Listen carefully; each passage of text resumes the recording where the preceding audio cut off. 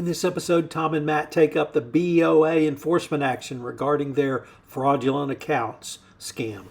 Hello, everyone. This is Tom Fox, back again with the former coolest guy in compliance, now world traveler, Matt Kelly, for another episode of the award-winning Compliance Into the Weeds. Welcome back to America, Matt. Thank you, Tom. It is good to be back home. Well, it was great to have last week's pod with you and Tim, if not together, at least in the same geographic area. The arm wrestling was certainly something that our listeners and watchers greatly appreciated. To now, we're back to, I would say, more mundane matters, but I don't even know whether this belongs in science fiction, fiction, fact, nonfiction, or other category, and that is the enforcement action involving Bank of America. Do you want to set the stage for us? You can even set the stage in one sentence. Junior varsity version of the Wells Fargo misconduct happening right at Bank of America. That's really the headline here. This happened last week where the Consumer Financial Protection Bureau and the Office of the Comptroller of the Currency, the OCC, which is the chief regulator for consumer banking in the United States, both of them took action against Bank of America, where Bank of America settled charges. They're not admitting or denying any facts here, but civil charges paying $150 million or more, I think, in restitution and monetary fines for three big types of misconduct at Bank of America. Number one was a junk fees scheme where Bank of America had a policy of imposing a $35 fine anytime a customer's transaction was declined. But in practice, on many occasions, the bank imposed that $35 fee multiple times for the same declined transaction. Second type of offense that the regulators frowned upon was withholding promised cash and rewards points for new credit cards, where basically Bank of America was trying to lure people in by saying, open an account online and you get these brand new frequent flyer miles, you get cash points and whatnot. But they were splitting hairs over you specifically had to open it online. And those customers who tried calling or who tried to do this in person at a bank branch, they were denied the points. And there basically are allegations here of duplicitous false advertising claims. That's the second big category. But Tom, really, the showstopper here was the third big type of misconduct, which was employees at Bank of America opening credit cards for consumers without the consumer's knowledge or authorization so that those employees could hit sales quotas for selling new products to consumers. And so they would open these credit card accounts and then close them later on, but they would be pulling credit reports for these consumers without the consumer's knowledge or consent. That can affect your credit rating if it happens too often. They were opening these accounts, and then maybe there are going to be fees that are applied to the consumer. And again, none of this was requested or allowed by or authorized by any of the consumers affected. And what struck me is that that is pretty much the same sort of misconduct that we have now all know about with Wells Fargo and its fake account scandal from the mid-2010s.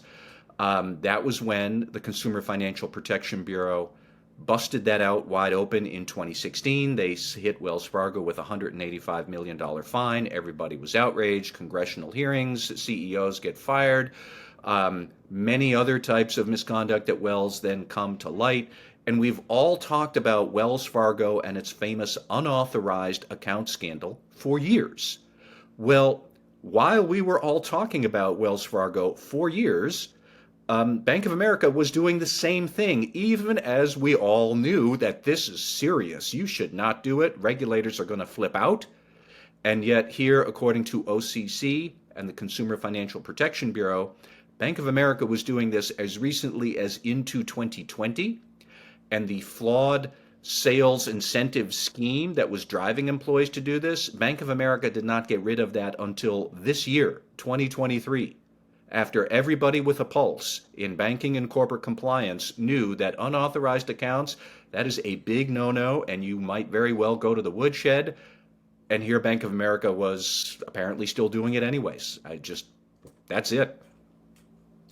That really brings up a fabulous lesson for the compliance professional, every compliance professional in every industry. If you're in an industry and a competitor or someone adjacent to you gets in trouble for any reason, you really need to look in-house.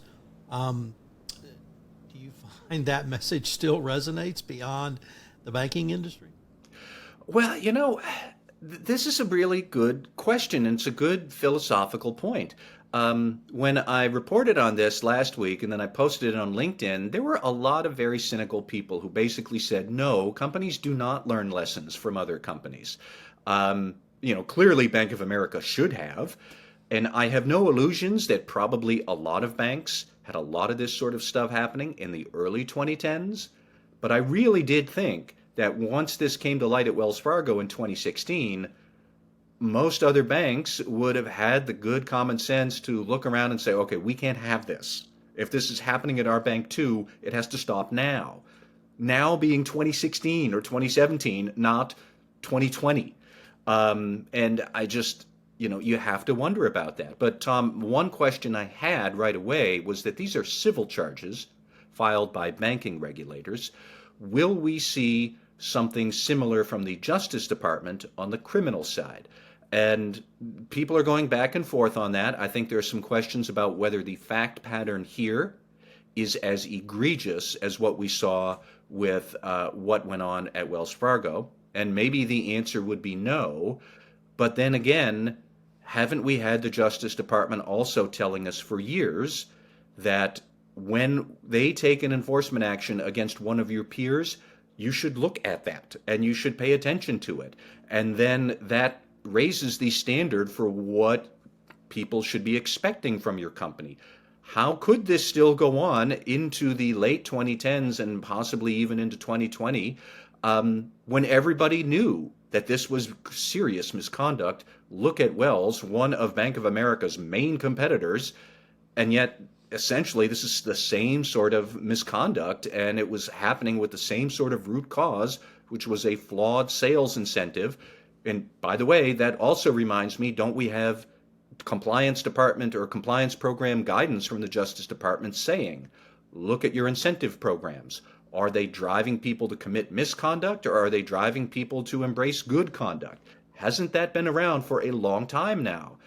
And yet we still have Bank of America here having this incident. And I don't know what to make of it, but it really does point to you're supposed to be paying attention and not have this stuff happen when it's already been happening elsewhere.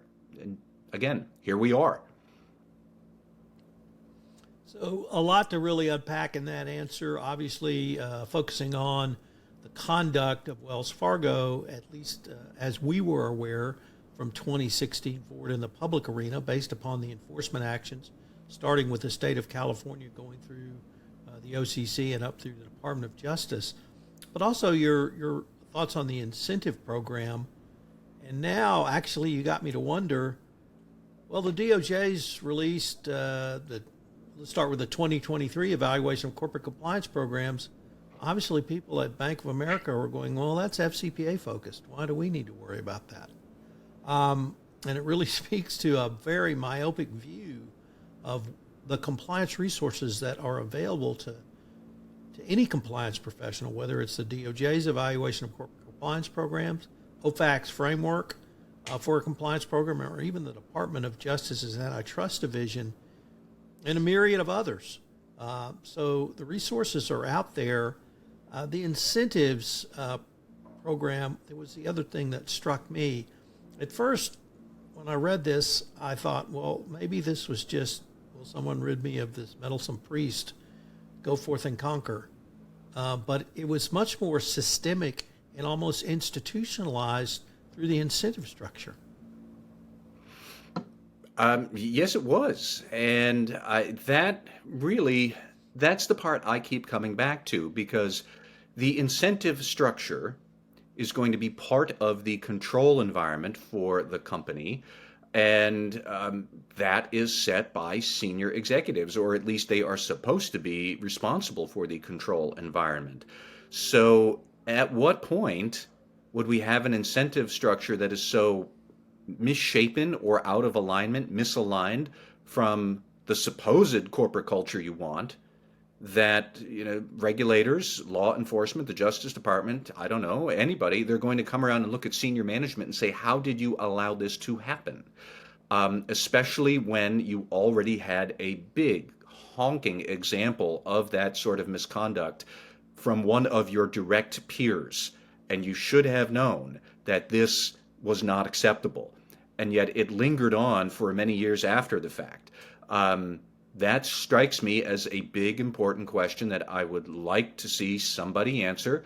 I don't necessarily know, even having said all that the facts here rise to the circumstance or the threshold that the Justice Department would take criminal action. But if not, I would like some DOJ person to stand up at some conference somewhere and explain why not, because there are an awful lot of people now who will look and say that, okay, maybe we don't have to take this that seriously. DOJ isn't taking it seriously. Why not? From the outside, it looks like the same sort of thing at Wells Fargo. Now, at Wells Fargo, there were a lot of senior executives who either got fired or are facing civil charges at the least. The former head of the consumer banking division, I know that she's facing charges. The former head of the audit team and his deputy, they're looking at civil charges and they're contesting that. But are we going to see anything like that as well here with the Bank of America case? Are we going to see this from other banks? Because like I said, I have heard before that lots of banks had this sort of issue going on, at least in the early 2010s. So, it's hard for me to square such a gigantic response to Wells Fargo and then a muted response to Bank of America when substantively this is the same sort of misconduct flowing from the same root cause, a flawed incentive program that was allowed to exist in this corporate culture that I'm sure said, oh, we would never do that. And yet we had an incentive structure that encouraged people or drove them to think, all right, I might as well do that. I don't know what the answer is, but it's a good question. So for those keeping score at home, please note Matt's technical legal term, quote, big honking example, end quote, and use that going forward because that's what this is. So in addition, I guess maybe you summed that up greatly or very well, but I would hope that every financial institution from a BOA size all the way down to a local institution will take this to heart and look, number one, to see if we have this problem, but to also consider these incentives that you're putting in front of your sales team going forward, because they seem to give you a very big honking example of what not to do. Yeah, that's another good point, Tom, that I don't know what other third bank might be in line to get sanctioned like this, but at this point, now you have two big examples, and you can't ignore that. So, like, the more this goes on, the more pressure there would be for the next bank who might be implicated in something like this. You're going to have less and less space to hide and say, I didn't know that this was going on, or, we didn't think this was a big material deal. Like, don't kid yourselves, people. You need to pay attention to this. There were some interesting compliance program reforms that Bank of America has also committed to that I do think are worth discussing here, Tom, if I can go through some of those. You bet. Well, first, what I thought was interesting was, okay, so they had this flawed incentive program that was driving employees to do these unauthorized accounts. That was discontinued in 2023, I think at the start of this year.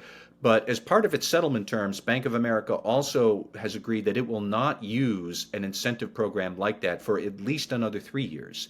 I'm not quite sure I followed the logic there, that it was a flawed incentive program that shouldn't have existed, so we dismantled it, and now we promise we won't have it for at least 3 years.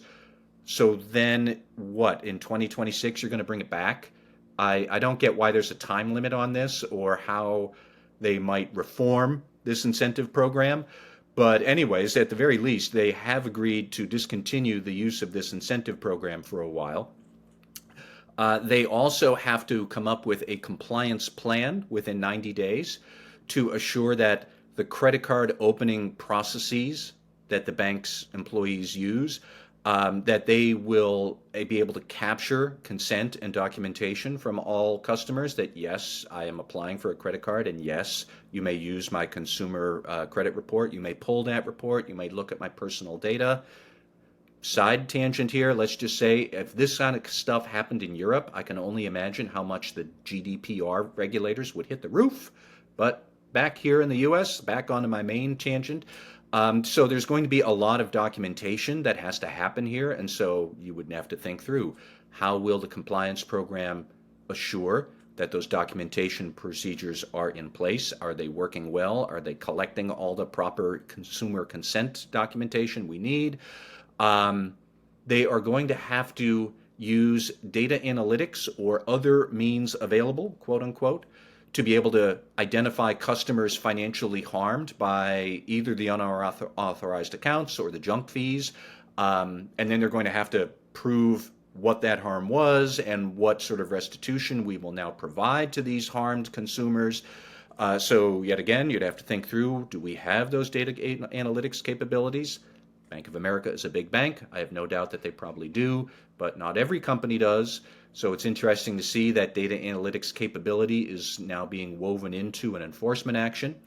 And then eventually, I think within about 6 or 9 months or so, the internal audit team at Bank of America will need to follow up and be sure that the compliance plan to rectify all of these past practices, that the compliance plan is sufficient, it is robust, it's being executed on time. Lots more reporting to Bank of America's board about this.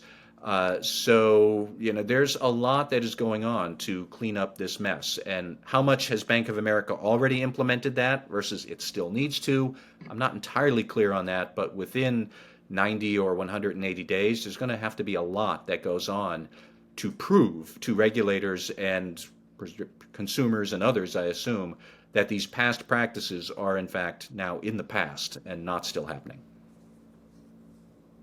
Matt, it also strikes me you're pointing out that this is the second enforcement action may lead to regulators coming knocking on a lot of doors, or conversely, whistleblowers saying, I wonder if there's something in this for me.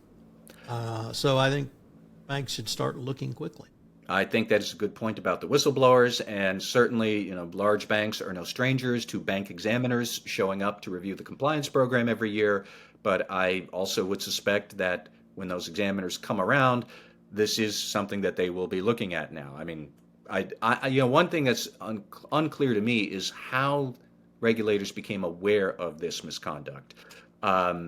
I don't know whether it came about because bank examiners found it. I don't know if there was a whistleblower or some other sort of spark that lit the fire here. But for other banks, large and small, or other, plenty of retailers who also offer some sort of credit card or customer rewards program, also that could conceivably fall under CFPB jurisdiction, you need to start thinking through: do we have these issues? Because clearly the CFPB is not happy with them, and they are on a bit of an enforcement kick around it. So I don't know that this is going to go away. Matt, that seems like a good point to end this episode. I can't wait to see what next week brings us. Thank you, Tom. This is Tom Fox again. Thank you so much for listening to this episode of the award-winning Compliance Into the Weeds. If you've enjoyed this podcast, I hope you'll subscribe, rate, and review wherever great podcasts are listened to. Compliance Into the Weeds is a production of the Compliance Podcast Network.